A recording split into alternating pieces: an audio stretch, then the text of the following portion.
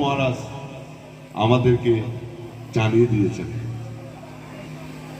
যখন তান্ত্রিক গুরু অবস্থায় তান্ত্রিক গুরু আমাদের বামাখ্যাপা মহারাজের কাছে গেলেন উনি তন্ত্র শিক্ষা নেওয়ার জন্য, যখন দেখতেছেন মানে আমাদের গুরুমাকে ডাকলেই ওনার শরীর থেকেই বের হয়, মা ওনার শরীর থেকে বের হয়। ঠাকুর বলছেন আমি যিনি আমার শরীর থেকে বের হয় ইনি আবার কে? ইনি আমার থেকে বের হন, ওনার কাছে আমি কি চাইতে পারি, উনি আমাকে কি দিতে পারেন? তারপর এই কথাটা যখন আমাদের তান্ত্রিক গুরু বামাখ্যাপা মহারাজকে বললেন, বামাখ্যাপা মহারাজ তো রেগে একেবারে আগুন, শালা মাকে কি মনে করিস, তোর থেকে মা বের হয়?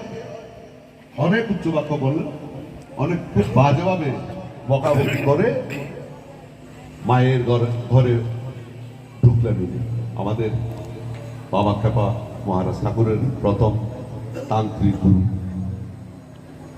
যখন মায়ের কাছে গেলেন মা নিশ্চয় বলেছেন যে যা বলেছেন, উনি বের হয়ে খুব সহাস্য বদনে আমাদের ঠাকুর মহারাজকে বলেছেন তোর তো জ্ঞানী গুরুর অন্বেষণ করতে হবে।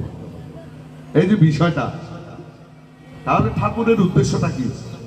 ঠাকুরের উদ্দেশ্যটা হচ্ছে যে আমি আমার প্রাণপ্রিয় স্ত্রীকে যাতে স্পর্শ করতে পারি, চাহিও মাত্র যাতে আমার সাথেই যাতে থাকে, এই বিষয়টা ছিল যার থেকে আমরা ঠাকুর মহারাজকে পেয়েছি। এ পাওয়ার পেছনে ঠাকুরের জীবনের অনেক গতি আছে, আপনারা সবাই অবগত আছেন। শুধু আমি এটুকুই বলবো যে পঞ্চদিন থেকে যদি আমরা মুক্ত হতে পারি তার একমাত্র উপায় ঠাকুর বাঁধতে দিয়ে গেছেন, সেই নিয়ম পঞ্চককে আমরা আমাদের জীবনের মুক্তির সিঁড়ি ধরে যদি এগিয়ে যেতে পারি তাহলে দেখা যাবে কি আমরা আসলে মুক্ত হয়ে গেছি। তার একমাত্র কারণ ঠাকুর বলেছেন যে আমার শিষ্য যারা আমার শিষ্যত্ব গ্রহণ করেছেন, যাদেরকে আমি শিষ্য বলে বরণ করে নিয়েছি, তাদের মুক্তি এক জন্মেই হবে। আবার এটুকু বলেছেন ঠাকুর যে এপারের মাথার বোঝা এখানেই নামিয়ে যা। আমরা এসছি কি জন্য এখানে? আবার আমরা প্রারব্ধ ভোগ করার জন্য এসছি। আমাদের পূর্বজন্মের যে প্রারব্ধের বাকি ছিল সেই প্রারব্ধ ভোগ করার জন্য আমরা এবারে আমাদের জন্ম হয়েছে। তো ঠাকুর বলছে এপারে বোঝা যদি এপারে নামাইয়া যাইতে পারিস তাহলে আর তোদের কষ্ট করতে হবে না।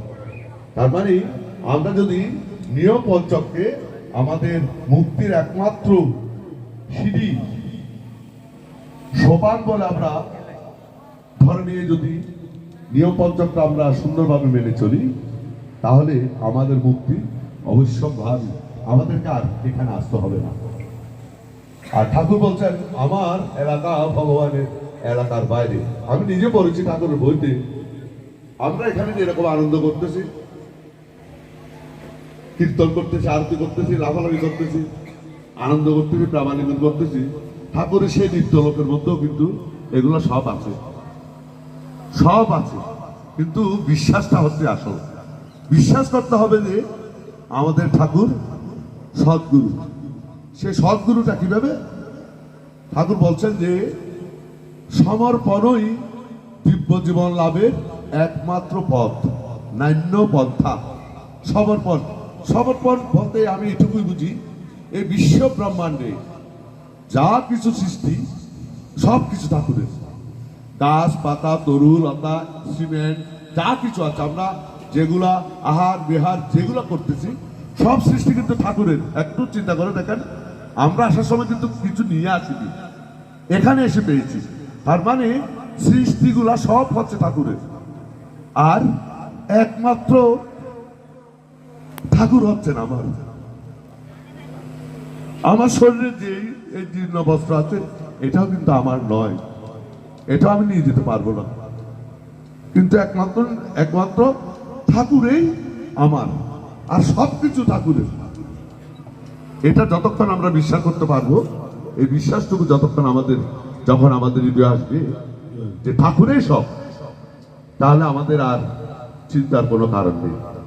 আমরা এমন ঠাকুর পেয়েছি যে পরমেশ্বর ভগবান, মুক্তি আমাদের অবশ্যম্ভাবী, এটুকু নিশ্চিত। আমরা যদি ঠাকুরের প্রতি আমাদের ধ্যান জ্ঞান তপস্যা সব ঠাকুরের শ্রীচরণে সমর্পণ করি, তাহলে আমাদের জন্মজীবন সার্থক এবং ঠাকুরও খুশি হবেন। এতে শিষ্যের কর্মকাণ্ডে ঠাকুর তখন খুশি হন। অনেক আগোছালো কথা বলে ফেললাম, তার জন্য আমি ক্ষমা প্রার্থনা করছি। ঠাকুরের বাবা দশের উপর কথা, যার ধারে কাছে আমি নাই, কখনো ছিলাম না, তারপরেও আদেশ হয়েছে।